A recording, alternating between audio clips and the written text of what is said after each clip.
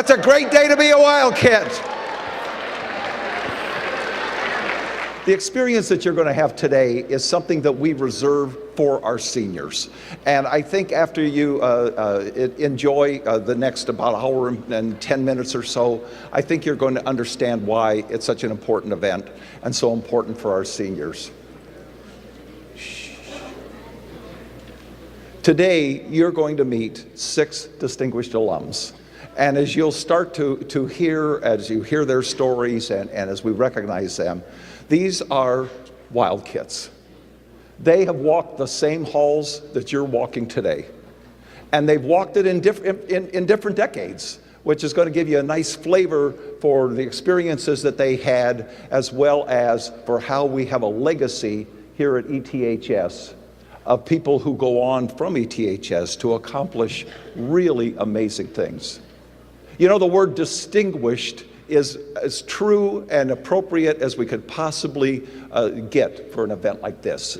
And you will really realize why we are referring to these fine people, these fine ETHS alums, these fine Wildcats as distinguished. Because they have distinguished themselves, and in doing so, they've distinguished ETHS. And I look around the room at you today, and I think I'm so glad that they also get to meet you. Because I'll be really honest, I'm excited about showing you off. This is an amazing class, and you are amazingly wonderful young people. And you are just, right on the verge of taking that step out of high school and into the next chapter of your lives. And I want them to realize what good hands ETHS is in today with you as the seniors and with you being the leaders of this school.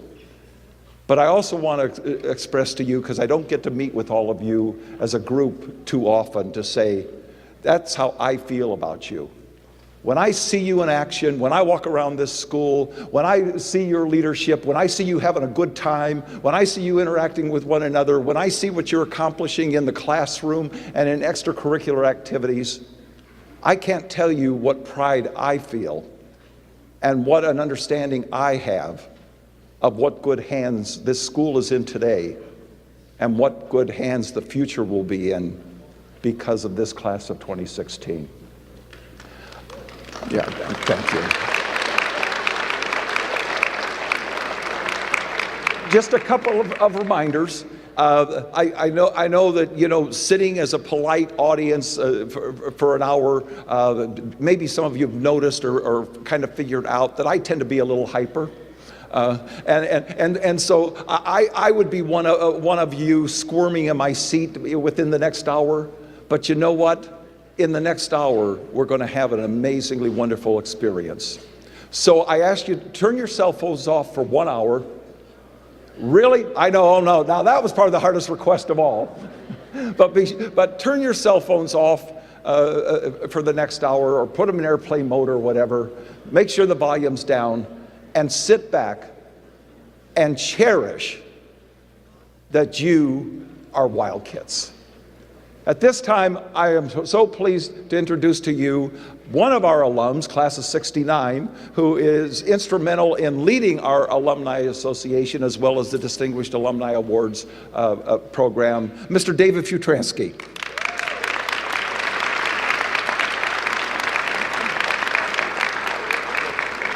Good morning. I'm David Futransky. I work with Alumni and Community Relations. As Dr. Witherspoon said, I'm a member of the ETHS class of 1969. Long time ago. This auditorium hasn't changed much since then. Maybe the drapes and some of the color of the walls, and the sound system is much better. I want to welcome you to the Alumni Association. 6 months from now, you will all be alumni of ETHS. So this is your first official welcome.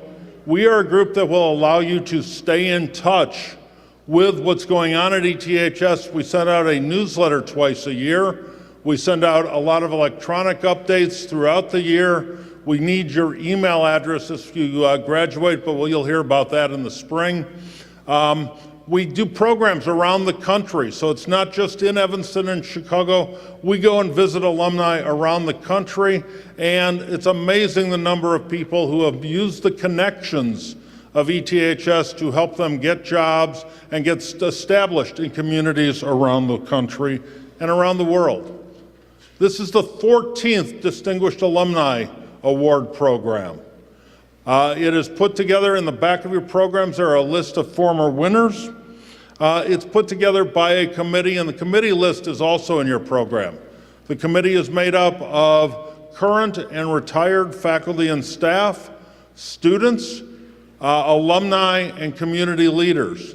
This year we had over 70 people that we selected from, and the 6 that the committee selected are up on the stage.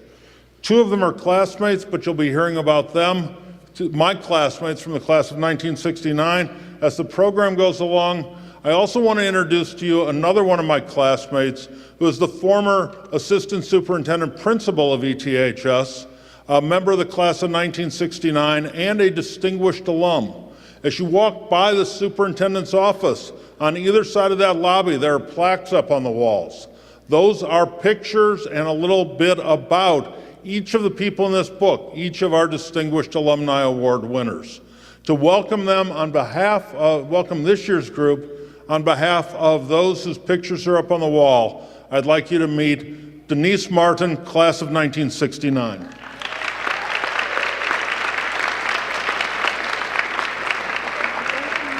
Okay. Good morning. It was my pleasure to work at Evanston Township High School for 35 years. I came here as a history teacher, and I left as the assistant superintendent. I have grandchildren and children. My mother even went here. So Evanston is a very special place for me, ETHS. Good morning. It's my pleasure as a member of the 2008 group of distinguished alumni to welcome the newest members to our ranks. Today, you will hear from 6 extraordinary men and women who have made a significant impact in their fields.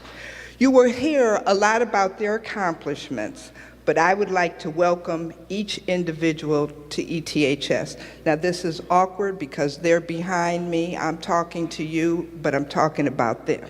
So, sorry. Our first awardee, Terry Bowie, is one of my classmates. He has worked at HUD, US Mint, Department of Ed, and was the Chief Financial Officer of NASA. I want to thank Terry for your mentoring and continued connection to Evanston with your regular visits home. Thank you, Terry.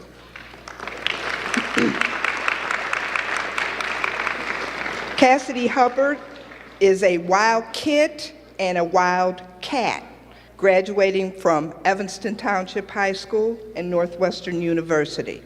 Congratulations on your broadcasting and journalistic career and your many milestones. Congratulations, Cassidy.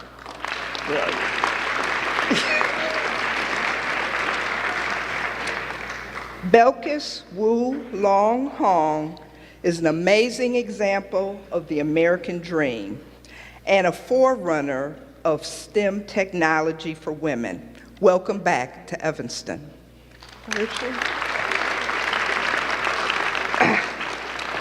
James McDonald. We are proud to honor a man who has worked for justice and truth throughout the United States and the world. Thank you for your love of humanity.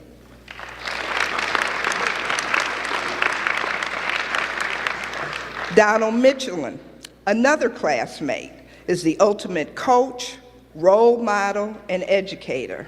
Don has shown his love for Evanston Township High School and the Evanston community his entire career and continues to give back. We appreciate your dedication to our youth and our community.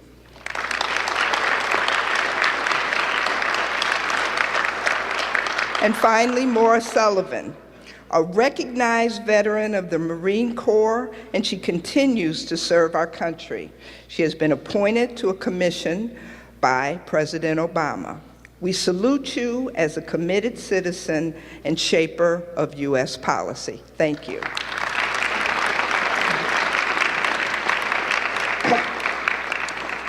I welcome you all to this mighty group of ETHS graduates and know that one day, many of you in the audience will fulfill these and many more accomplishments. Thank you.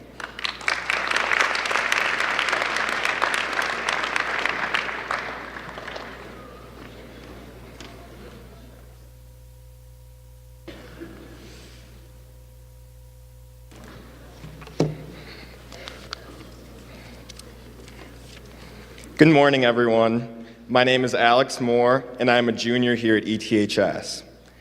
Theodore Roosevelt once said, "Far and away, the best prize that life has to offer is the chance to work hard at work worth doing."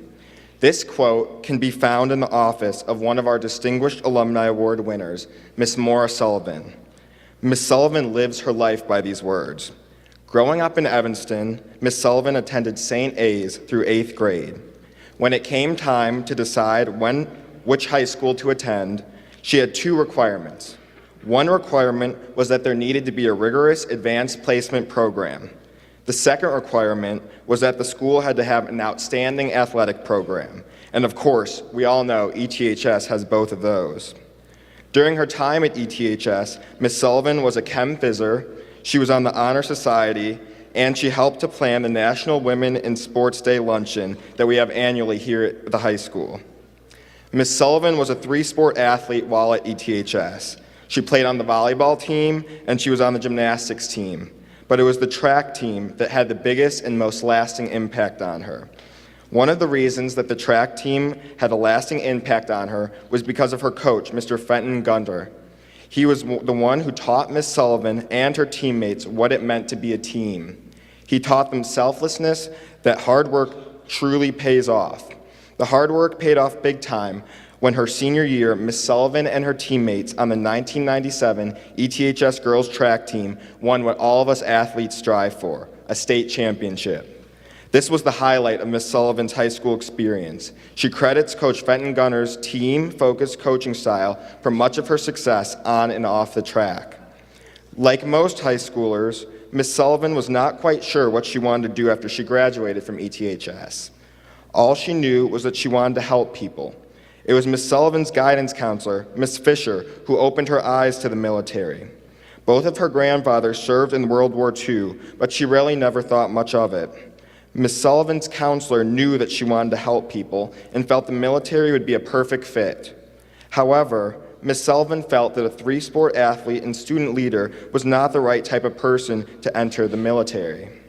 She chose to attend Northwestern University, and she eventually graduated with a bachelor's degree in economics and history. But during the summer after her freshman year at Northwestern, Ms. Sullivan took the advice of her high school guidance counselor and enrolled in the Reserve Officers Training Corps. She could not have predicted the importance of this decision. After Northwestern, Ms. Sullivan entered the United States Marine Corps. She was a captain who was stationed in Japan and Iraq. This was a humbling experience for Ms. Sullivan. She felt that she was actually making a difference in the world. When she completed her active duty in 2006, she knew she wanted to spend the rest of her life protecting the soldiers who were serving on the front lines. She knew she needed more schooling to reach this next goal, so she attended the Harvard Business School and the Harvard Kennedy School of Government. She received master's degrees in public administration and business administration. Ms. Sullivan knew that the decisions that impacted the soldiers on the front lines were made by people at the Pentagon. This is where she felt she needed to be. She served in a number of senior positions in the Obama administration, including Commissioner of the American Battle Monuments Commission from 2010 to 2014. She served on the lead teams at the VA and the Pentagon as the Secretary of Governmental Affairs, and she served as the Assistant Secretary of Defense. Ms. Sullivan is currently in a transitional process to her new position of Senior Advisor to the Secretary of the Navy. This is exactly where Ms. Sullivan dreamed to be when she was a young student, and she credits a lot of her success to her time at Evanston and the people she met here. Something Ms. Sullivan shared with me that was very impacting was that after living all over the world and experiencing many cultures and people, she is so thankful that Evanston showed her what the world should be like. Ladies and gentlemen, please welcome Ms. Moore Sullivan.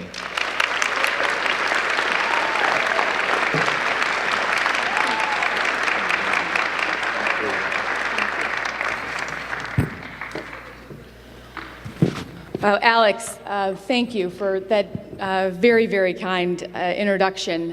It is wonderful to be back with all of you today. Students, faculty, staff, fellow Wildcats, good morning.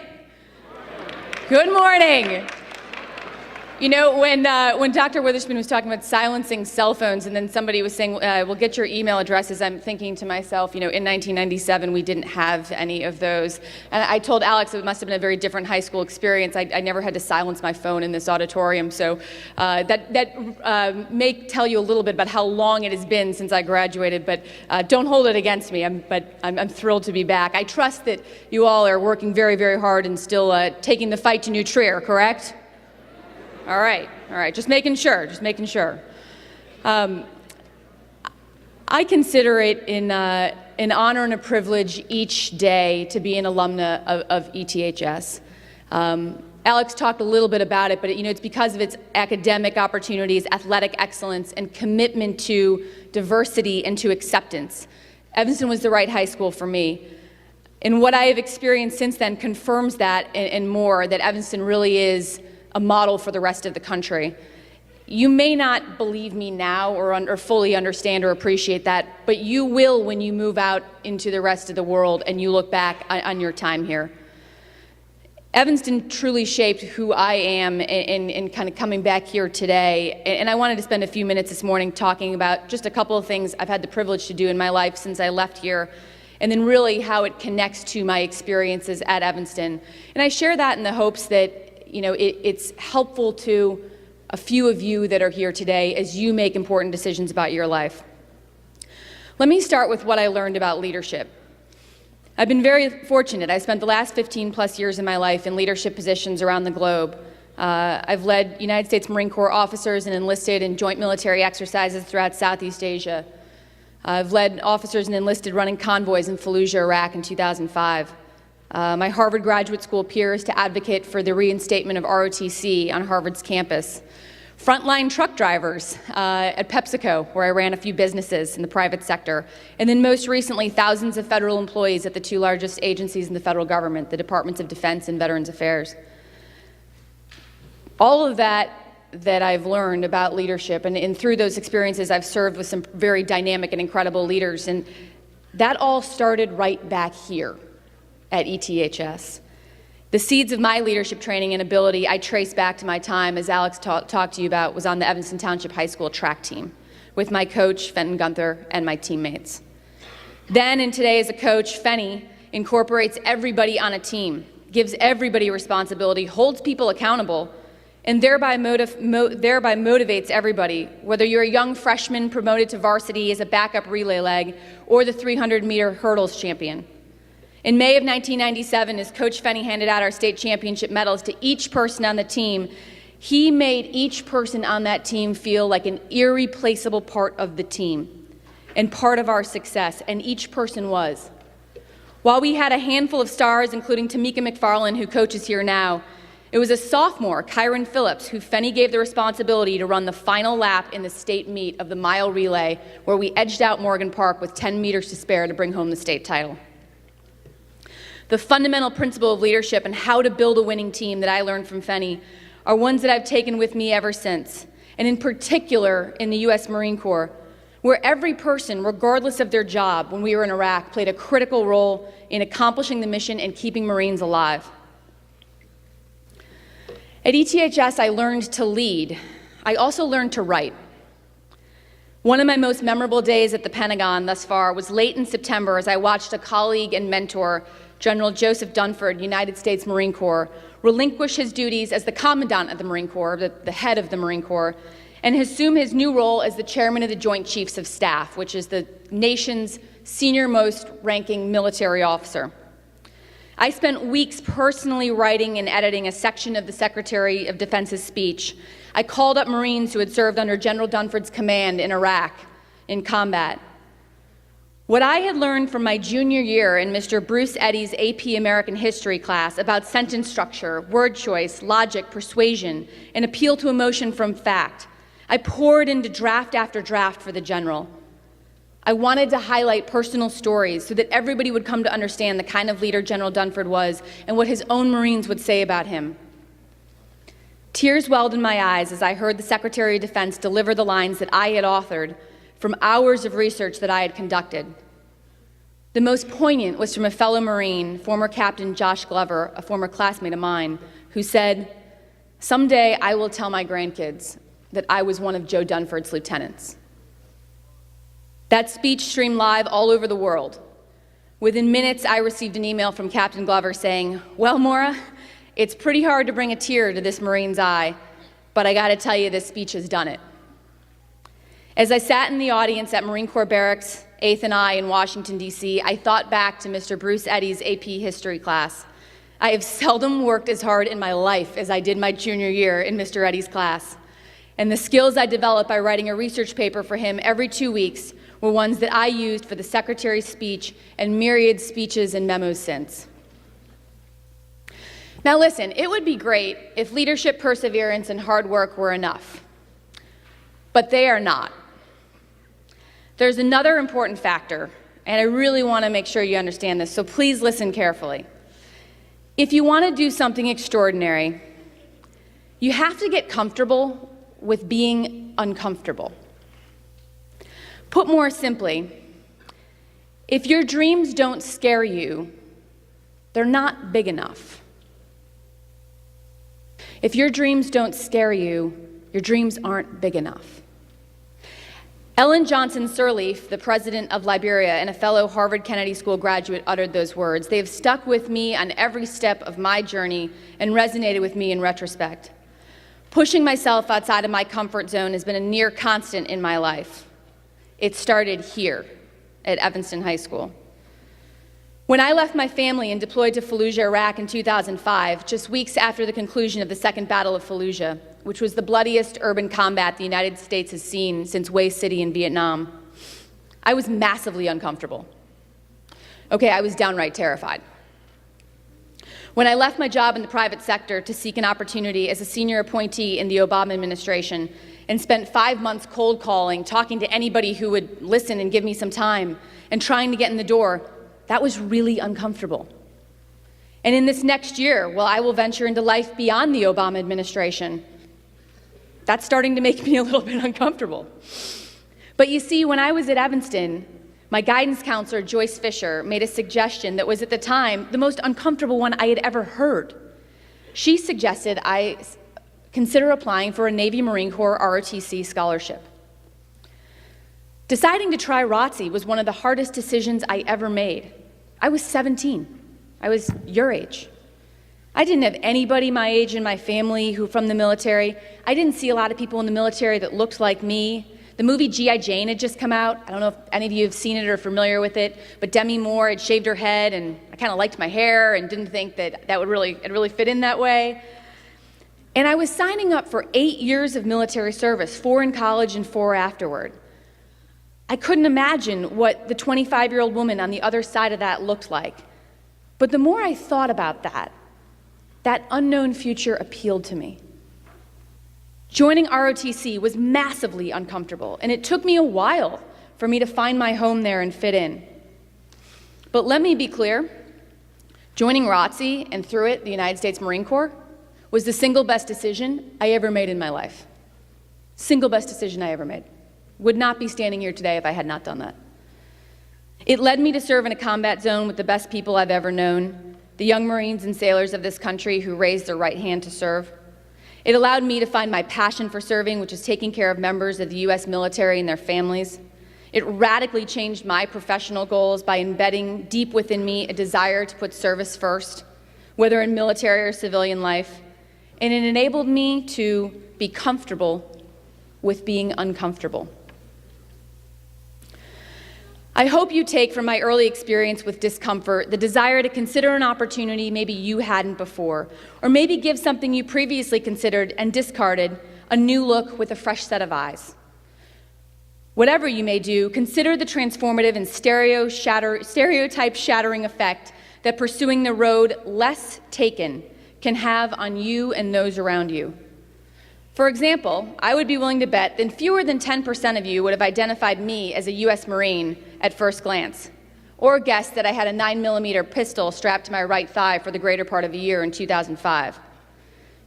The stereotype-smashing character that you build, no? I didn't think so. The stereotype-smashing character that you build from your uncomfortable experiences can be the greatest source of strength that you will ever cultivate for yourself. More than anything, in our brief time here, I want to emphasize that if you work hard, really, really hard, at your academics and athletics, if you make the most of your time here, the sky is the limit and the opportunities are yours for the taking. I never dreamed that I would fly to Cuba, to Baghdad, or Trinidad and Tobago on a plane that instead of saying American Airlines or Delta on the side, says United States of America. And I know that were it not for working really hard at Evanston, I would never have the opportunity to do that. So live and work hard enough and have fun so that when you graduate, you will know you truly left every ounce of everything you had in the classroom and out on the field, and that you had a lot of fun doing it. Always wear your orange and blue with pride, and remember, if your dreams don't scare you, they're not big enough. Thank you.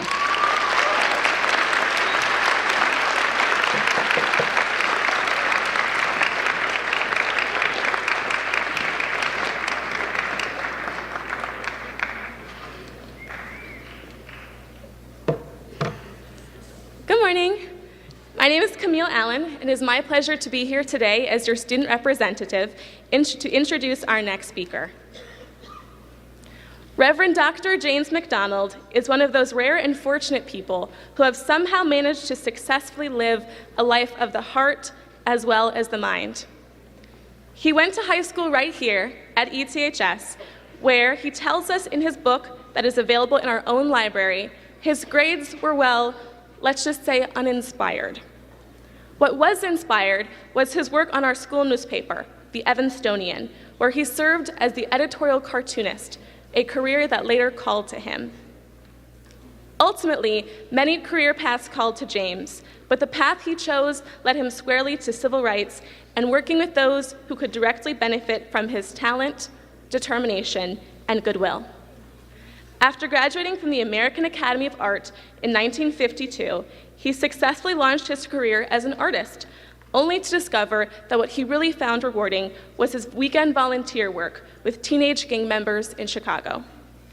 He wondered, as he says in his book, if he shouldn't be doing something more with his life than drawing funny cartoons. Thus began his transformation from a life that was merely successful to a life that was truly meaningful. At the age of 28, he accepted the call to become a Presbyterian minister. This took him to Bethesda, Maryland. There, he became a member of the local organizing committee for the historic March on Washington. He was one of the very first people to respond to Dr. Martin Luther King Jr.'s call to support justice and human rights. He was right there to uphold Dr. King and hear him speak these immortal words. I have a dream that one day the nation will rise up and live out the true meaning of the creed. We hold these truths to be self-evident, that all men are created equal. We owe Dr. McDonald our deepest respect and our sincere thanks for his lifetime of service and his dedication to civil rights. We welcome back one of our own, Reverend Dr. James McDonald.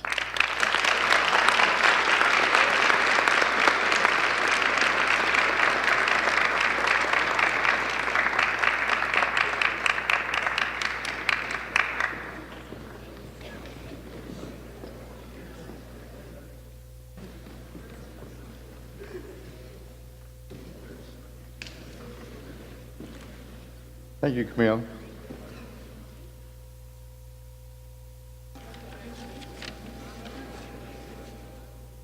It's a great honor for me to be back at ETHS after 65 years. It's good to welcome the Wild Kid members of the class of 2016. 15 years ago, when my wife Nancy and I attended the 50th reunion of the class of 1950, I received a humble reminder of my student days a half-century earlier. When we arrived in the hall where we were having our reunion, there were several ladies who were signing people in at the table. When they saw me, they burst into laughter. They said to me, "Jim McDonald, we just found out what you've been doing the last 50 years, a Presbyterian minister. We don't believe it." Hearing this, my wife turned and whispered in my ear, "What were you like in high school?" The joy of being blessed with a colorful reputation that lasts a lifetime. What was happening in 1950, the year I graduated, was Harry S. Truman was President of the United States, while Dr. Lloyd Michaels was the Principal Superintendent here at ETHS. Our ETHS varsity football team beat New Trier 12-0 to remain undefeated and win the Suburban League Championship. I hope you're still doing that. As for me, I must be very honest, I was a pretty mediocre academic student. I had only probably two notable achievements here at ETHS. I was president of my freshman homeroom, and for 4 years I was a very busy, successful cartoonist. In those days, when people ran for public office or class office here, they usually asked me to draw their campaign posters, and if I did, they usually won. But I was a pretty average student, which doesn't mean that I didn't learn anything when I was here.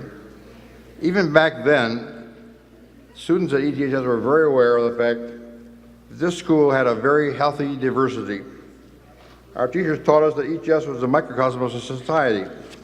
In our classrooms every day were students from all walks of life who possessed ideas and beliefs that were far different from our own many times, which is why we needed to listen carefully to each other and to learn about life.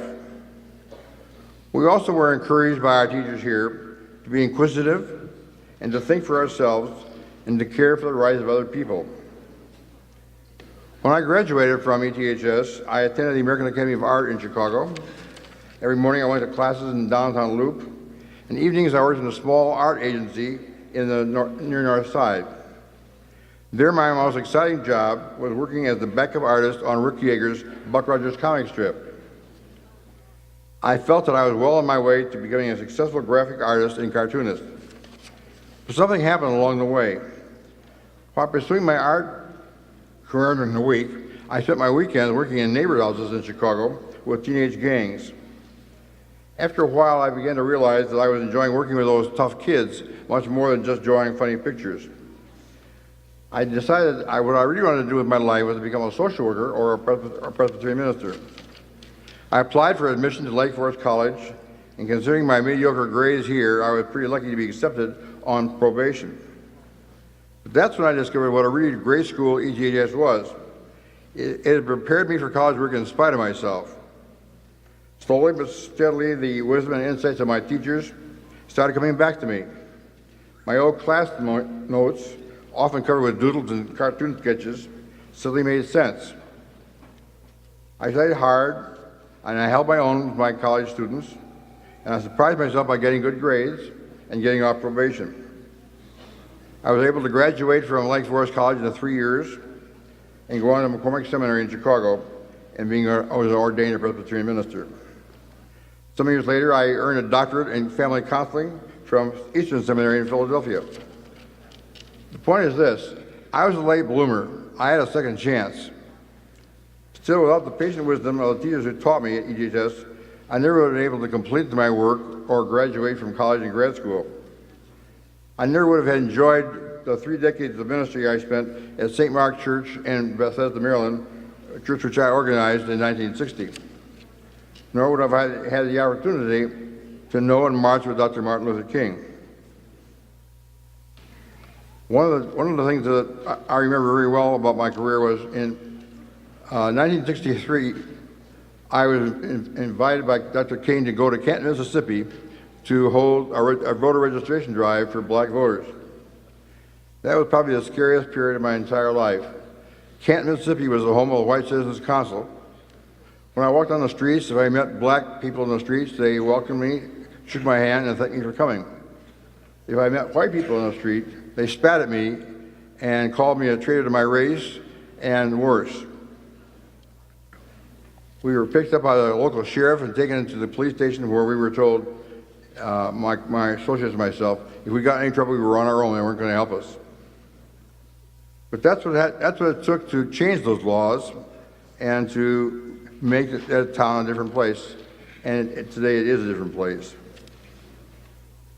One of the other things I did in my life, which was very inspiring, was working in Northern Ireland in a peace movement. In Northern Ireland for 30 years, suffered from violence, secular and political violence. Hardly a family in Northern Ireland didn't lose somebody to secular murder. I had the opportunity to work with Dr. John Hume, the Nobel Peace winner for prize, and it was an outstanding time in my life because the people meant so much to the effort. Today, it's a different place. Today, as I look back at my long life, it's been quite a ride. And this I know, many of the core values and attitudes that influence the meaning and direction of my life, I learned here at ETHS 6 decades ago. So class of 2016, it's good to be here to share with you this morning. I challenge you today, go out into a world that very much needs all that you can create. Determine that you are going to make a difference in society, make it a better place than what you found it. And I hope that God will bless you on your journey. Thank you very much.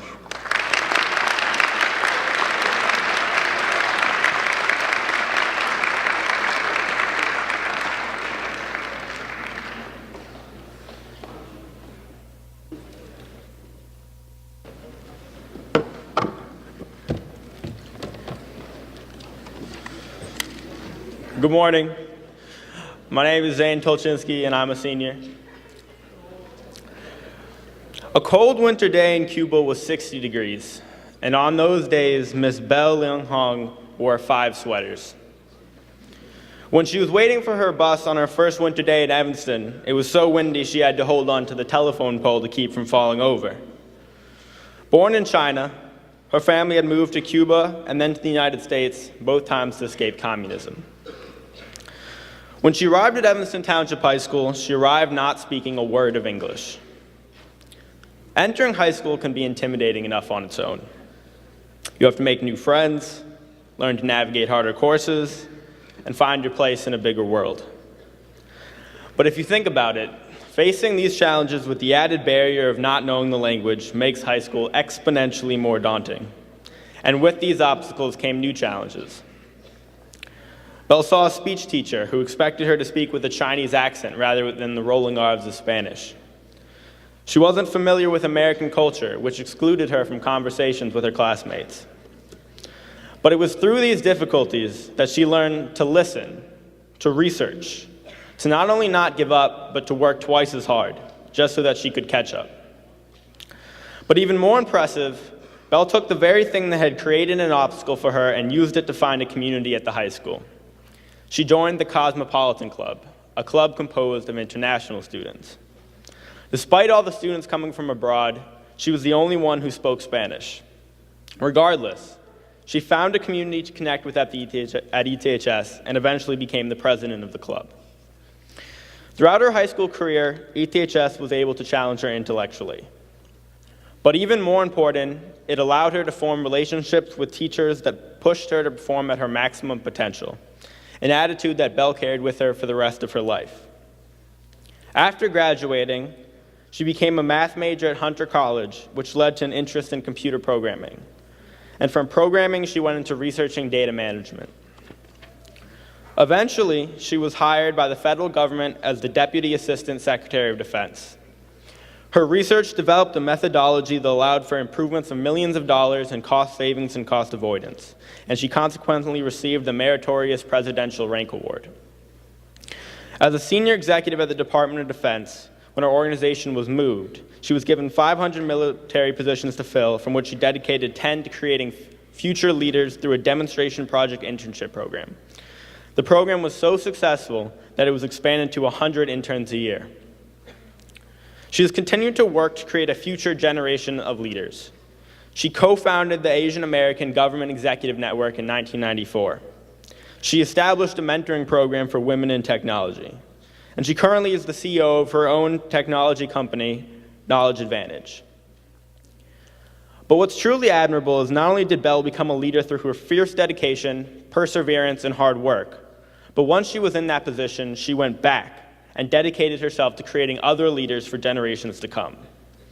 And while she took advantage of the resources and opportunities available to her at ETHS, ultimately, she was the one who chose to use them to their fullest potential so that she could succeed. She is the epitome of keeping your eyes on the prize and your nose to the grindstone, and a role model for all who hope to not only succeed in their field, but to use their field to improve the world around them. The truth is, Ms. Belle Leong Hong isn't great because she was a student at Evanston Township High School. Evanston Township High School is great because of students like Ms. Belle Leong Hong. Please welcome and join me in congratulating, for the first time since her 25th anniversary, Ms. Belle Leong Hong.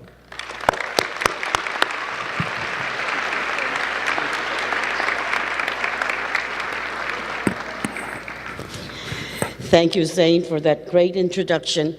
You know, unlike my fellow distinguished alums, I can barely see you. I think the podium is taller than I am. So bear with me if this is a talking head. But I am here, and I want to thank all of you for having me. So good morning, Dr. Witherspoon, distinguished alums, distinguished faculty members, and Wildcats. I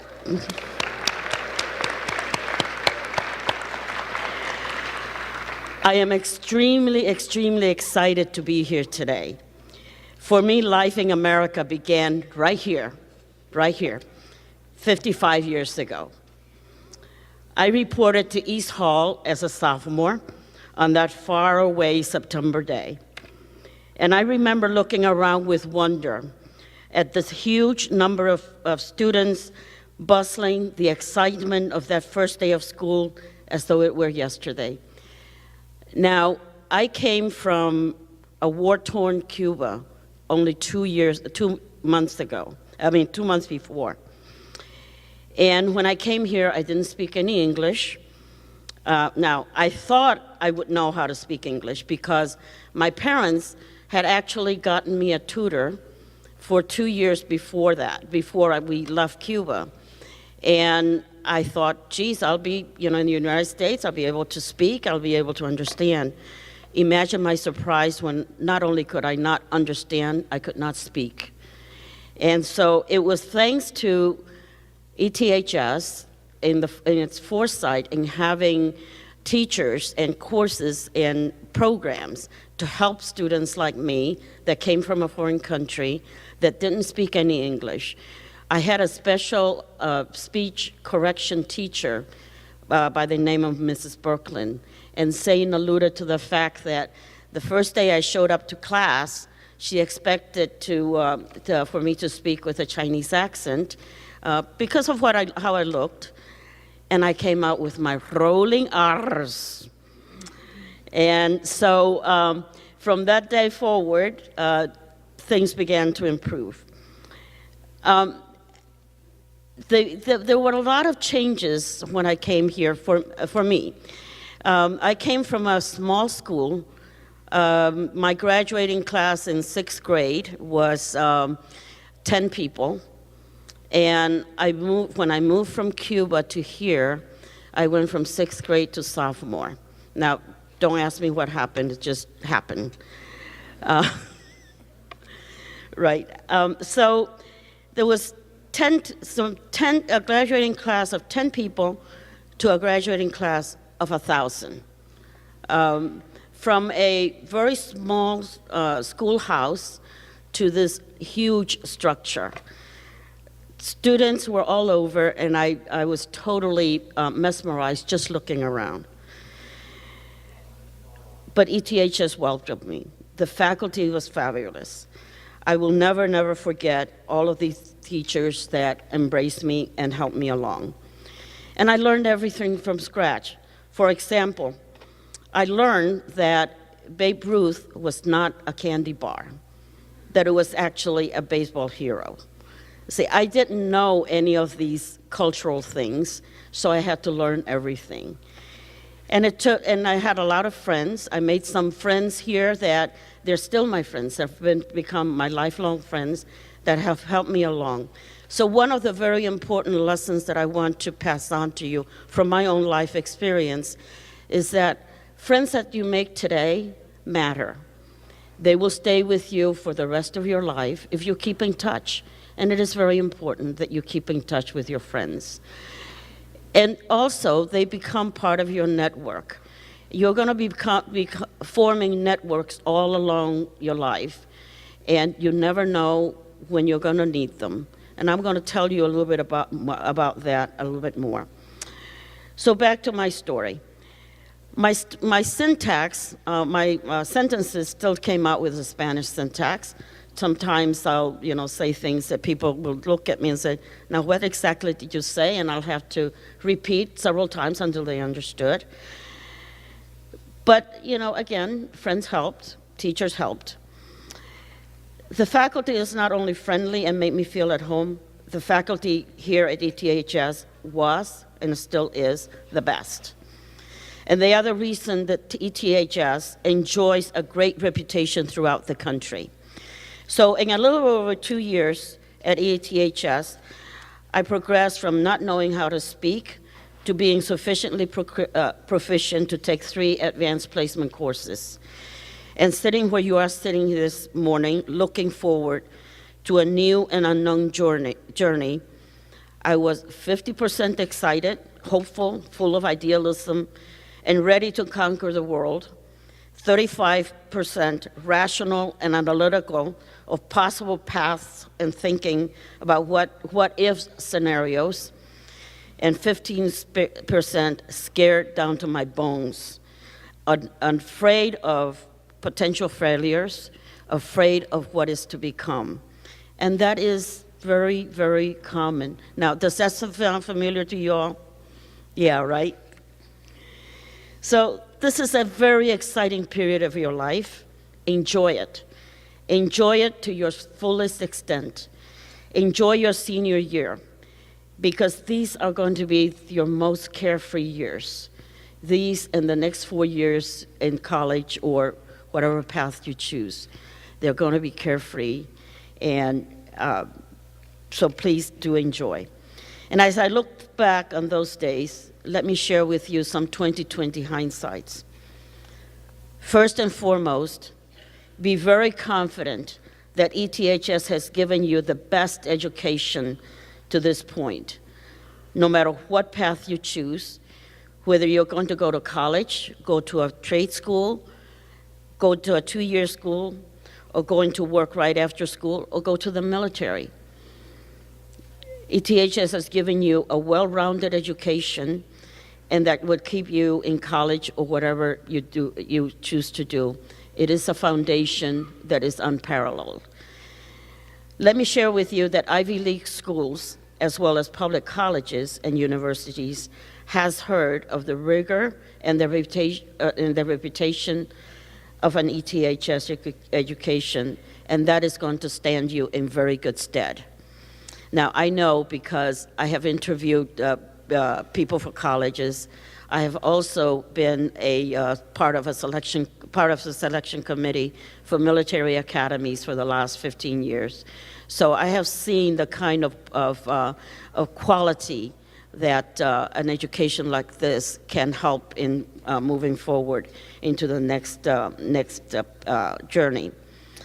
So personally, if I knew then what I know now, I would focus more attention on learning how to write well, and how to speak well in public, and how to communicate.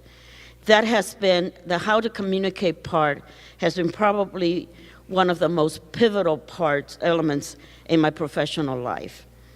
Scholastically, I leaned towards the math and the sciences, And perhaps that was because it was easiest. Math and science is kind of like a universal language. But I wish I had paid more attention back then to the arts and the philosophies and the literatures and the writing and the history and so forth. In the remaining few minutes, let me offer some of my own lessons learned. I promise I won't offer the usual study hard or focus on your schooling or don't fool around. Rather, as you think about your own future path, I'd like you to think about a couple of things. One, be very flexible, consider the art of the possible. And two, don't be afraid to try anything new. So let me elaborate a little bit. So to be flexible and not to be and look into the art of the possible. How many of you have already decided what you're going to study in college and what you want to do after you graduate from school? A number of you, right? Okay. At your age, and actually way before then, I knew exactly what I wanted to do in college. I knew what I wanted to be in life, as a matter of fact. I wanted to be a doctor. From the age of 10, I wanted to be a doctor. And so every class that I took, everything that I did, ever since I was in grammar school and throughout high school and into a couple of years of college, I took with that view in mind. When I went to the University of Illinois in Champaign-Urbana, I majored in pre-med chem. And so one of the reasons, actually, that I majored in pre-med chem was because of a teacher that I had here, a fabulous chemistry teacher, Mr. Halstead. So when I got to be a sophomore in college, I actually went to work as a statistical clerk in a medical office. And I convinced my boss, who was a cardiologist at the time, to let me work in his clinic. And so he said, okay, Belle, come work this Saturday and come follow Diana. And so I did. Diana was his nurse. And so I went, I followed Diana, and I went to try to help her. And one of the first things she did was to take blood. And I fainted. So when I fainted, my whole world went right in front of my eyes, because I realized at that point that I could not become a doctor if I was going to faint at the sight of blood. So when faced with a difficult situation like this, and we don't know where to turn because you've been preparing yourself all your life to be a doctor, and all of a sudden you can't be a doctor, that's when you start to say, okay, what else can I do? And I started to talk to teachers, I started talking to counselors, to friends, to other professionals, and try to figure out what it was that I could do. We did a review of my academic work until that point, and found out that, yeah, I had a lot of math credits, a lot of those. And I had chemistry, and I had biology, I had physics, I had all the sciences, enough that I could actually become a math major, or with a physics minor, but I also had Spanish literature and I had political science. So I ended up actually majoring in mathematics, just kind of by default. So I call myself an accidental math major. Actually, an accidental math major that cannot count. Okay, I cannot count. I have to use all 10 fingers. And I ended up majoring in mathematics and with a minor in physics and Spanish and political science. Now, all of those things are going to come to play later on in my life. But what turned out very exciting is that because I majored in math, the career that I ended up with was actually in mathematics. Okay, I started out in the federal government as a GS7, which is the entry-level mathematician. And I entered the field at such a time at the National Bureau of Standards back then, it's a National Institute of Standards and Technologies now, that they were just beginning to experiment with a new field called computer science. Computer science was not yet a field at that time, and I was into doing research with them, and so I was in the foundation of the beginning of the Institute of Computer Sciences and Technology at NIST.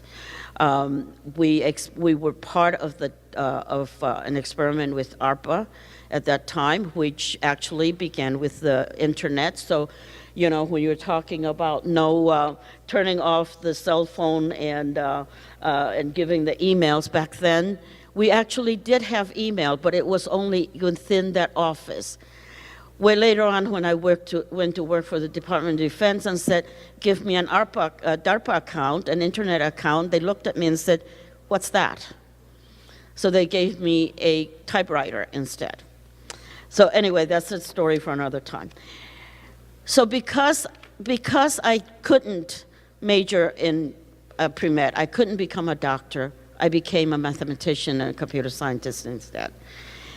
Well, there's a lot more that I want to talk to you, but we don't have much time, and we have several very distinguished alums that will follow, that will share their wisdom with you. Let me end by wishing you all the best of luck in all your future endeavors. Whatever you choose to do, enjoy this year. Your senior year is going to be your most pivotal year, and be confident as you go onto your next journey that the best is yet to come. Thank you.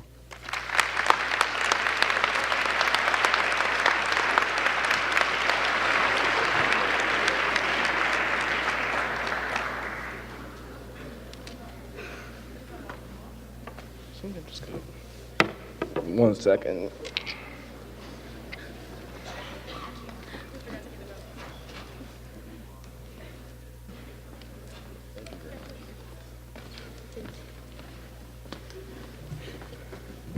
All right. Hello. Good morning, everyone. My name is Ryan Foreman, and today I'm going to talk to you about a man who is financially fearsome, energetically economical, and bodaciously businesslike. That man is Mr. Terry Bowie. Now, I don't know about you, but I definitely can't handle million or billion-dollar business deals, much less the 67 cents I currently have in my pocket. But Mr. Bowie handles budgets with ease. He's handled the Federal Housing Administration's housing loan portfolio and claim systems, as well as the accounting and cost systems for the U.S. Mint and NASA. Now, judging by the confused looks on your faces, I can tell you may be asking, what does all that mean? Well, I was confused too. So I asked Mr. Bowie to literally explain it to me as if I were a 5-year-old. And he said, in a nutshell, I'm the person that makes sure your money is spent wisely and spent for the things you want. Say you have a quarter and you go to the store, I will make sure you pay the correct amount and get the right change back, and even plan what to do with the money in the future. Clearly, Mr. Bowie has always loved working with numbers, and this passion is reflected in his multiple degrees in business, economics, financing from the Illinois Institute of Technology in Chicago and the American University, to name a few. But apart from his academic achievements, there are plenty of interesting things you don't hear about. Even before becoming a chief financial advisor on all matters relating to financial management, Mr. Bowie loved working with money. So what do you do when you don't have enough money for gas? Something that most of us have dealt with at some point in our lives. Well, maybe you should try Mr. Bowie's strategy. In high school, he would find a bunch of other students and jam-pack his 1966 Mustang hot rod and drive them to a museum and give them a tour. Doesn't sound very smart, right? Like, why would you drive more if you needed to save gas? But back in the late 60s, when $5 would fill up a tank of gas, Mr. Bowie would charge each kid $2 or $3 for the trip and tours. And with 6 or 7 kids on the trip, he usually made a pretty decent profit. But Mr. Bowie was doing more than inventing ways to make gas money in high school. At 120 pounds his senior year, he won the Mayor Daley Youth Foundation Wrestling Tournament and placed second in state in 1969. It was here at this high school that Mr. Bowie discovered his interest in his math classes. He says they really helped him build a strong foundation for his career in financing, cultivating leadership skills, and gaining a hands-on attitude that has shaped him to become the man he is today. Now, Mr. Bowie is only incredible because of what he's accomplished, but also because of what he's contributed. Experiences with astounding teachers and coaches here at ETHS inspired him to set up numerous successful summer student programs to teach students financing and accounting. Mr. Bowie is very humble even with all his achievements. He is a man who only judges how successful he is by the number of times he's failed. And now I could talk to you for days about Mr. Bowie's extensive accomplishments and contributions, but who better to hear it from than the man himself? Mr. Bowie, please join me in congratulating Mr. Terry Bowie for all he's done. Your words right there. Oh, thank you very much, and I want to thank the committee for and the people that basically nominated me for this award. You know, before you had these things and Apple Pay and all of those things, there was this place called the U.S. Mint, and they used to make the money and you had to have it. And I always wanted to be wealthy, and so when I was here, for instance, one of the things I thought about was that I wanted to make a lot of money. You know, one of the things, though, you have to be, and that is very specific. I wasn't very specific on how I was going to make this money. So I wound up working for the U.S. Mint, counting all the money that was being made. And as we used to say at the Mint, we make more money than anybody you know. So, but the last time I was here, in this auditorium just outside, I was actually graduating, and my friends and I took pictures right outside the door there. And so what I want to do just very sort of quickly is to sort of walk you through my years at ETHS and what was going on and what was happening with me and how that transformation, or what was going on at that time, transformed me to be the person that I am now standing in front of you. First of all, I'm amazed that I'm standing here in front of you. When I received the call from Mr. Frachansky and his staff, I thought he was kidding.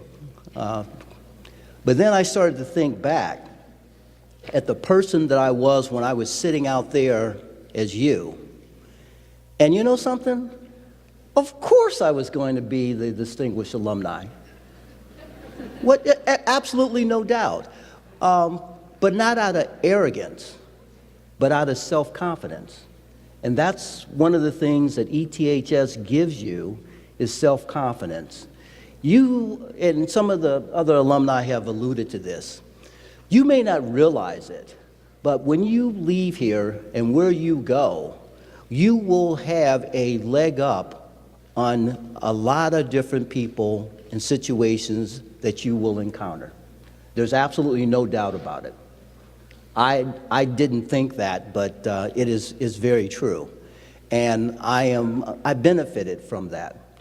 Let me start off by saying I started here, I'm a 1969 graduate. I started here I guess in 64, 65, right around that area. And at that time, Star Trek was a vogue. William Shatner, who is now the Priceline guy, was captain. And that made an impression on us. That was, TV was finally becoming, dealing with space. And you had Marvel Comics with Batman. I may have gotten it. That genre was out there. And so my freshman year, that's what we were running around with as I joined the wrestling team, is that we had that was going on in the school at the time. And we were reading comic books. And one of the things with my English teachers is they were always very patient. I would sit in the back of the room thinking that I could read a comic book and not get caught. Of course, you have the electronic thing that I just showed you. And for some reason, she would always be able to walk up behind me and just take the comic book, because I would be so engrossed into reading it. And then we would have conversations, and she would talk about, for instance, different books to read. And as I progressed my sophomore year, for example, I found a little corner in the library. And that little corner of the library, and we're talking about around the 1960, 1968. And, Dr. Martin Luther King was very much leading the fight. And I found this little corner in the library, and it talked about Jack Johnson and some other notable black people that had accomplished a great deal here at Tubman. And I used to go and sit in that little corner of the library and read those books. And that helped to shape my character. It kept me reading. It kept me paying attention to what was going on in the world. And again, that was what was shaping me to become the person that I am now. And a person to have, to be confident, because I have a great deal of pride, a great deal of family pride. My family is here with me. A great deal of family pride, a great deal of pride in this institution, a great deal of pride in my friends that I had and I made, and still maintain those same contacts now, today. So then you keep going, and it's 1969, and I'm graduating. And I don't know what college I'm going to.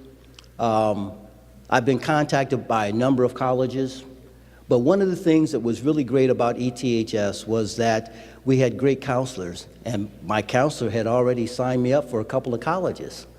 So that was how this institution took care of its own. But the other thing that was then going on in the world at the time was that there were these men had just 1969 walked on the moon. So here you have, we're going from Star Trek as a freshman to men actually walking on the moon. And later on, I got to meet those gentlemen and to talk with them. I'm very good friends with General Bolden, who is now in charge of NASA, for example, and he went up and actually repaired the Hubble Space Telescope. So going from fiction to reality in a span of a few years. So again, what did I get out of all of this? Well, I had to work my way through college. And the way I worked my way through college is I was a security guard. I worked in fast food. I worked in the factories. I eventually worked my way up where I worked for an institution that did research and development. And this is all private sector. And so in doing so, it gave me the understanding of how operations, the real operations, back in the back, as they say, where things are made, how they're made, and how they're looked upon, how they can be looked upon in terms of what they cost, or how to formulate a budget, or how to determine how many people you need, and materials, and whether or not you can then make a profit, on and on and on. Well, eventually I left that and went to work for the federal government. And I actually, and because of that background, I was able to understand, for instance, when I went to the U.S. Mint, what it meant to actually be able to make the product, which is what everyone carried around. Because I could visualize it. I actually had worked on the floor in a manufacturer. I had actually worked in research and development and knew what it took to bring a product to market. And I was able to start to pull all of that together to gain a greater understanding and to become, quite honestly, more valuable. I became more valuable to the organizations that I work for, the men in this case, because of that. I was able to work, I don't know if some of you have seen the quarters that have the different states on the back of it. It's called the 50 States Quarter Program. Well, that was one of the programs that was financially engineered while I was at the U.S. Mint, because it was a way to actually save money and put money into the U.S. Treasury. Most of you, well, I mean, they tell you, it used to cost a nickel to make a quarter. And so the 20 cents difference, it's a fancy term called seigniorage, is actually considered profit for the federal government and is used to pay down the federal debt. And so by having quarters, you say, well, okay, well, so it costs that. Well, the Federal Reserve has to pay for those, pay the U.S. Mint for that, for those quarters. And so that 20 cents then goes to reduce the deficit. I did such a good job there, and also was able to turn around the U.S. Mint in terms of financial operations, that I was asked to do that again at the Department of Education. At the Department of Education, I was in charge of $80 billion in grants and $100 billion in student loans. Yes, those student loans that your parents probably talked about. And it was with that understanding of how such a large operation could function more efficiently that you have things that you now apply for in terms of the FAFSA reports. And you'll be getting into those type of financial reports in the future as you apply for college. So from there, one of the things then, I was asked if I would come over and assist the U.S., assist NASA, who was having some problems with budgeting and financing, and to show them a few things. And so I went over as a consultant to do that, and they ultimately hired me to be their deputy chief financial officer and then CFO. And with that, I then finished out my federal career at NASA. And the last things that I did while I was there was that, number one, we discontinued flying the space shuttle. However, we did set up commercial operations, and that commercial operation now delivers cargo to the International Space Station. I could probably go on here for a while, but I really just wanted to sort of tie in what you learn here and how for the next few years you will be pulling in different experiences and building on those experiences. And those experiences will be carrying you forward for you to meet your ultimate goals. So I'd like to, again, thank you for allowing me to speak to you for a few minutes, and thank you.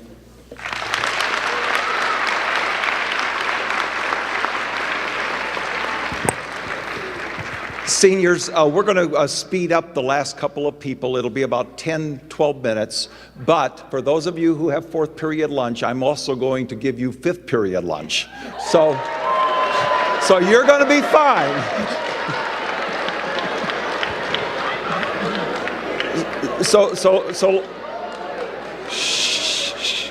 So let's take about the next 10 to 15 minutes max. You're a wonderful audience. I hope you're really appreciating these amazing people and their stories. We'll meet our last two distinguished alums, and then we'll be able to, I'll give you just a few directions after that, and we'll head off. So thank you again, and Julia, I think I'm turning it over to you.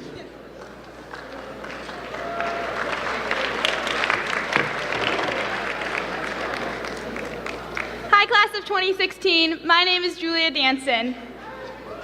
Today, I have the distinct honor of introducing our next awardee. For those of you who are sports fans like me, you will quickly recognize her voice, enthusiastically describing the highlights of your favorite football and basketball teams. That voice belongs to our honoree, Miss Cassidy Hubbard. Cassidy is a 2003 graduate who is now an anchor, host, and reporter on ESPN. She can be seen on SportsCenter, NFL Live, College Football Live, NBA Tonight, Baseball Tonight, and more. Cassidy is one of less than 15 female anchors on ESPN and one of 3 to host her own show. Her expertise in social media and ability to connect with a young audience won her an Emmy for Outstanding Achievement in Interactivity for the show SEC Gridiron Live. She was also named one of the Rap's 12 Rising Stars in Sports Media.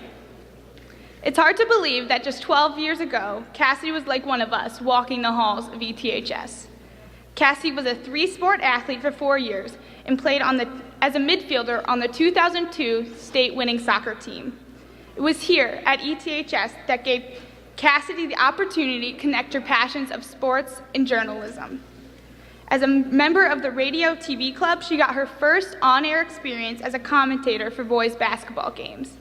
As a senior studies student, Cassidy interned on KISS FM Chicago, where she got real media experience and began building her professional network. ETHS has been a major influence in her life and is one of the launching points that allowed her to live her dream.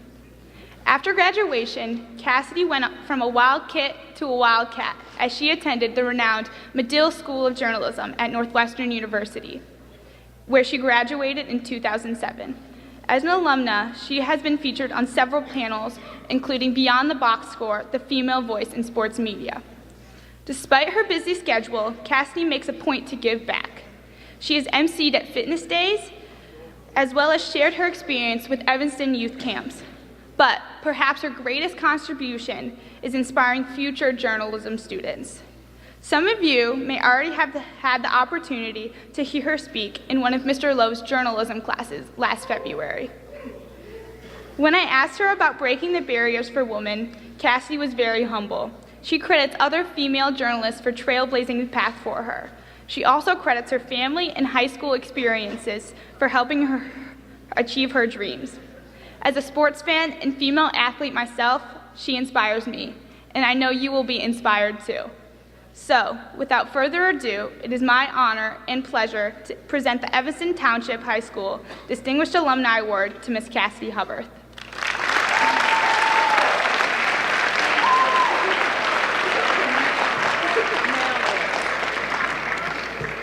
Well, this is dope. What up, class of 2016? You doing all right? Look, I've been very fortunate to have a lot of cool experiences given my line of work, but this is up there because this school means a lot to me. Aside from my family, who is here back there,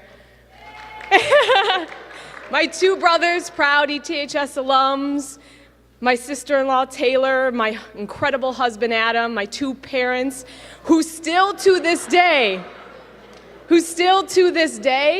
can be seen in the stands during basketball and football games, cheering you guys on. I mean, if that doesn't say school pride, I don't know what does. And just reason, aside from my family, this high school has had one of the biggest impacts on who I am today. So when I was told I was going to receive this incredible award, I've been having a lot of flashbacks to my days running around these hallways, and most of them are random, like for instance how I always hated the Friday song but was also really hyped every week to hear it on Friday. Or I remember dreading to go to gym class when we had it in the pool because that water's like the polar vortex, but also like lived for when we went in the smaller pool and did that whirlpool where everyone runs in the circle and then turns around and y'all know what I'm talking about. If you don't, it's okay, it's my memory. I also have these vivid memories in Boltwood cafeteria, eating those low-key, awesome Jamaican beef pies. Do they still have those? Sorry if I just made anyone upset. Those are good. With my friends, and they would be freestyling, thinking they were like about to launch the hottest mixtape ever, but their flow was garbage, and I didn't do anything to help it because I would throw in a couple, yeah. It was embarrassing, but it was fun, and that was high school for me. I remember going to class in the planetarium. I mean, come on, guys, we have a planetarium. I hope you really appreciate this. I know Niles North doesn't have a planetarium. I mean, I don't know for sure, but it's probably a good bet, right? I remember walking around the hallways in my basketball warm-ups. I would even get braided up, cornrows. There's some pictures on the internet. Representing strong in the hallways on game day as we were about to take down New Trier. Fact. I remember playing in the women's state soccer championship and having so much pride because it felt like the entire community was cheering us on when we lifted that trophy up. And I remember my first ever live sports broadcast in Beardsley Gym as part of the Radio Television Film Club here. And I got a shot to do color commentary for the boys' basketball games, and for those who don't know, it was my responsibility to analyze the action and add some color, so to speak, to the description of the plays, and I was horrible. I mean, I had no clue what I was doing. The entire game, I just started referencing old NBA Live, going, "He's on fire," like a broke Marv Albert. It was terrible, and I was scared out of my mind, but I did it. And I loved it. And that's the thing. This school allowed me to discover my dream. And I'm living it today. Look around. This high school embraces differences and elevates individuality. The diversity, physically, socially, spiritually, embodied by this student body is beautiful and empowering if you appreciate it. Unfortunately, this type of environment is the exception, which is one of many reasons ETHS is exceptional. I am so proud of this school that honestly one of the best compliments I've ever gotten since I started my career in broadcasting almost 10 years ago was from a former classmate reaching out on Facebook, actually, saying that they just saw me on SportsCenter and were amazed at how much my on-air personality was like the girl they remember in these hallways.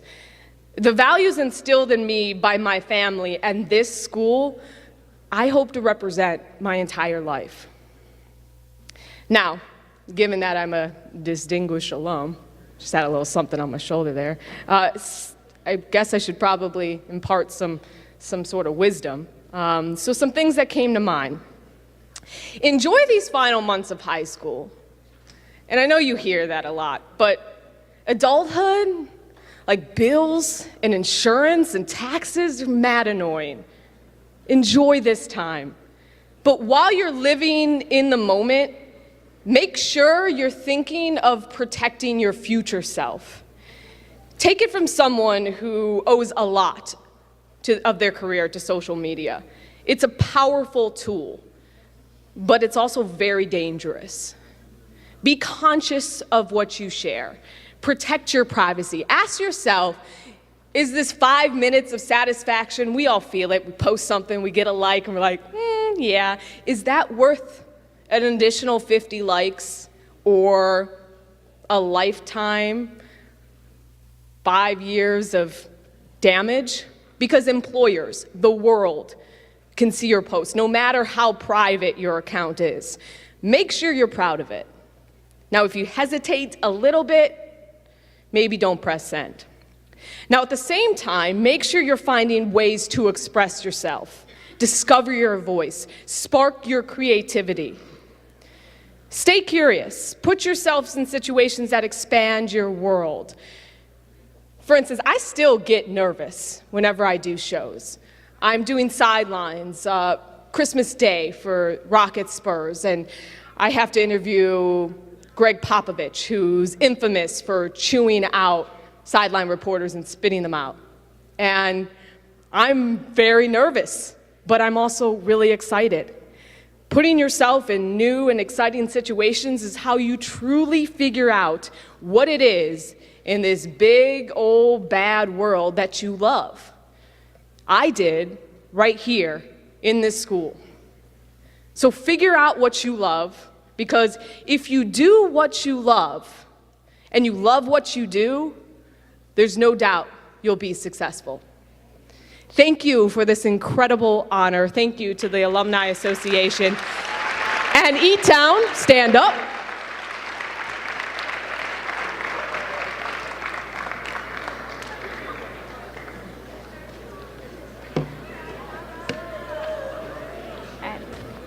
Good morning, class of 2016. As some of you may already know, my name is Dayanara Delgado. Today, I get to introduce to you a man who is not only known for his remarkable achievement in sports, but also his dedication to help Evanston students become the best that they can be. He truly embodies what it means to be a distinguished alumni of Evanston Township High School. It all starts in high school, he said. I've had the pleasure to interview and meet a great leader within our community who has not only made a difference in the ETHS community, but Evanston in its entirety. Donald Michelin graduated from Evanston in 1969. During his time here, Mr. Michelin was devoted to track and following in the footsteps of his beloved track coach, Mr. Willie May, becoming the fastest runner in the 100-yard dash at 9.7 seconds his junior year in high school. He was a double individual winner of the 100 and 200 dash at the Suburban League Championships, along with being a member of winning 880-yard relays. Unfortunately, during his senior year, he broke his ankle and could not compete. But when college coaches stopped showing interest in him, his coach, Willie May, stuck by his side and helped him receive a scholarship to New Mexico Junior College. Without being able to participate in track his senior year of high school, he turned to his high school sweetheart, Miss Jeer Michelin, for support and encouragement to excel in the classroom as he did on the track. She didn't allow him to feel sorry about his misfortune and kept him positive. The support paid off. While attending New Mexico Junior College on a track scholarship, he was the captain of the 1971 season that captured the track and field national championship. Later, Mr. Michelin accepted a track scholarship to attend Northwestern University, becoming a track captain there. After graduating from Northwestern, he went into teaching physical education at Haven Middle School. Following Mr. Willie May's footsteps to the T, in 1980, he trained elementary school students in track and field, who then competed in the Hersey and Jesse Owens national meets. Mr. Michelin was hired at ETHS as a track coach for Willie May in 1981. In 1986, he was named head cross-country coach, and in 2001, he became the director of an extended school program for students suspended from District 65 schools. Shortly after, he became assistant principal to Haven, and in the spring of 2004, he was promoted to principal. As a principal, he took great pride in helping develop Haven's foundation, working so that everyone had an equal chance to learn and get an education. He ran a Saturday school program that allowed 8th grade students who were in jeopardy of not graduating to attend 18 Saturdays to help earn graduation in June. Following his mentor's footsteps led him down the path to become an educator. But Mr. Michelin wasn't just extremely active within many aspects of education, but also in the Evanston community. He's an active member of St. Mary's Church in Evanston and also does marriage preparations along with his wife. He's a member of an organization called Black Men Against Violence, and Mr. Michelin was also an active public speaker and spoke several times with the youth at Family Focus and volunteered some of his time to go to District 65 schools. I am personally very honored to be able to recognize Mr. Michelin on his many accomplishments. But what stood out to me the most was the distinct feat that he overcame during his senior year of high school here at ETHS. I know I can say that I know exactly how he felt in that very moment. I too went through an injury that held me back from doing the one thing that has kept me going throughout my high school career. He is without a doubt someone I aspire to be like, hardworking, generous, and determined. When asked what advice he could give the younger generation, he said there are 3 rules you must follow. Rule number 1, never hurt yourself, in every aspect of the phrase. Rule number 2, follow rule number 1. And rule number 3, if you always do what you've always done, then you'll always get what you've always got. If you don't like what you're getting, change. Change what you're doing. You've got to keep moving, progressing, and working on yourself. Balance your life, be honest with yourself, listen to yourself, and follow your morals and beliefs. Know what the problems are and stay away from them. Don't stand still to be shot at. Continue moving with a purpose. Without further ado, I'd like to welcome to the stage Mr. Don Michelin.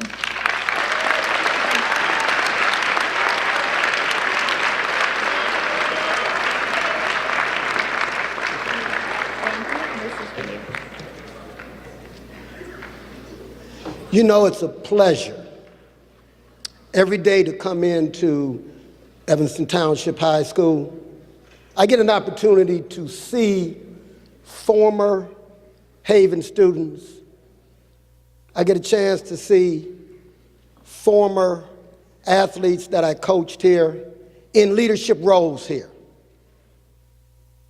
Mr. Levatino, athletic director, Haven grad. Mr. King, the new dean here, Haven grad. So many of your teachers that I see every day, Haven grads. Or students that I taught, or students that I coached. Support staff here at Evanston Township High School. Counselors. Grounds crew, custodians. I've had the opportunity to know these people, and it's a pleasure to come in every day. And whether I'm a distinguished alum or not, and don't get me wrong, don't take it back. I love it. But I'm already honored by watching these wonderful people make your lives better each and every day. I'm talking about your teachers. I'm talking about your counselors. I'm talking about your deans. I'm talking about the support staff who run this building. When I was the principal of Haven, I relished in all the support I had over there, from the custodial staff to the lunch staff. All of those people helped me be successful. And all of those people here are helping Dr. Weatherspoon be successful. So I'm already honored. People, this is a great place. The number of calls I got when I was the principal of Haven of people wanting to know if they came across country, could they meet with me that afternoon and take a tour of Haven and then want to talk about Evanston Township High School. I'm so proud that Jim McCollin, principal of Chute, was a Haven man with me. So proud of Fred Hunter over at Lincolnwood, a Haven man with me. Tricia Hunter, the principal of Kingsley. No, don't get ahead of yourself. Just by that, I feel very, very honored. When I was a student here, you know, and Mr. Bowie, you didn't elaborate on it. I mean, back in the 60s was the time. I mean, we created all of this. Without the 60s, you're not here. And so, no, man, we were getting it on with the Temptations, the Miracles, that wonderful love music. We were getting it on.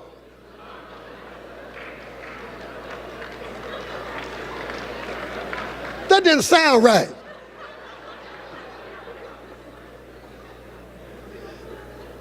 The year before I entered Evanston Township High School, I saw a young lady, and she captured my mindset at that time. I'd never seen anyone who had the essence she had. Now, granted, I'm only an 8th grader, so I'm limited. But what I saw was the absolute best I could ever see. And I told the fellas I was with, I'm gonna marry her. And they laughed at me. Man, you ain't gonna marry her. Joked at me. Lo and behold, Evanston Township High School provided me the opportunity to meet her up close and personal, and In Miss Frazier's English class, I asked her to go steady with me, and she said yes.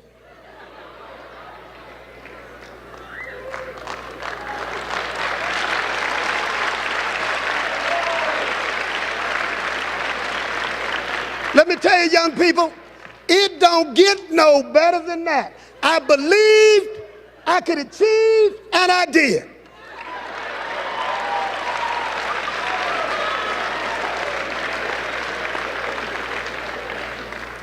She was special.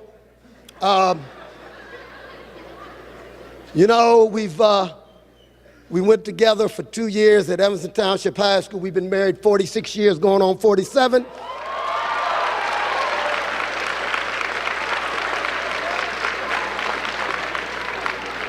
We have four children, 11 grandchildren, and 1 great-grandchild, and we're 64 years young.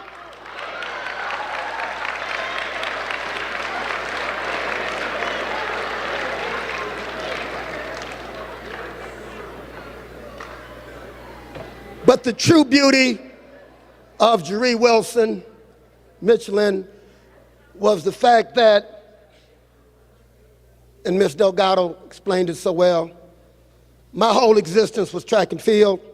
My whole existence was winning in track and field. School became secondary. I was eligible. That's all that counted for me. I figured I'd be running fast enough that someone would give me a scholarship. I followed in the footsteps of one of my track mentors, Richard Lewis, and he went down to New Mexico Junior College. When I got hurt, depression set in. With the training we have now, I would have been back 5-6 weeks.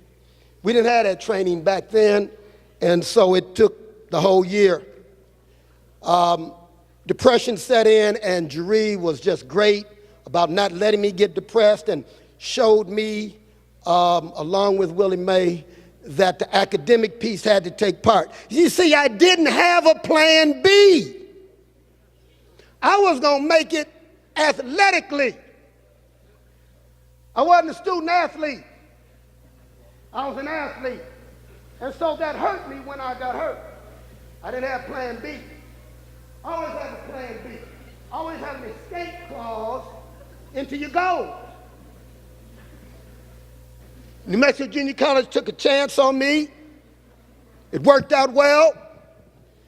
Worked out well when I went to Northwestern University. Young people, in the position you're in, students, parents who can't get their children in to Evanston Township High School are disappointed. You're in a position that so many want to be in. Don't just be a performer. School is a place to come and have your socialization piece. That's cool. But also be in those classrooms and give your absolute best. When Cassidy was a student over at Haven, we could tell then she was going to be special because she gave her absolute best in all her classes. What you see up here, she just didn't. That evolved from the elementary school part of her too.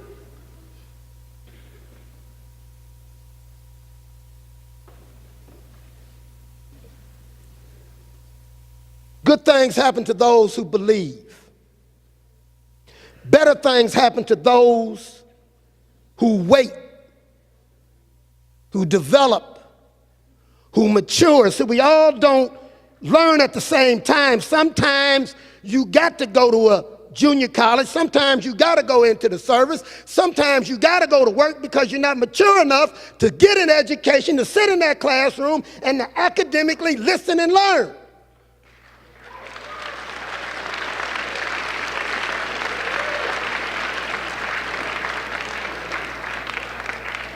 And the best thing happens to those who do not give up.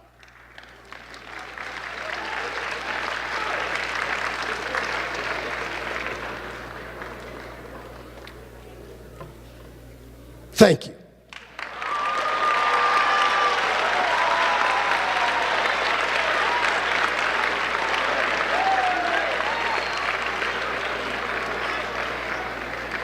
Well, am I right? It's a great day to be a Wildcat.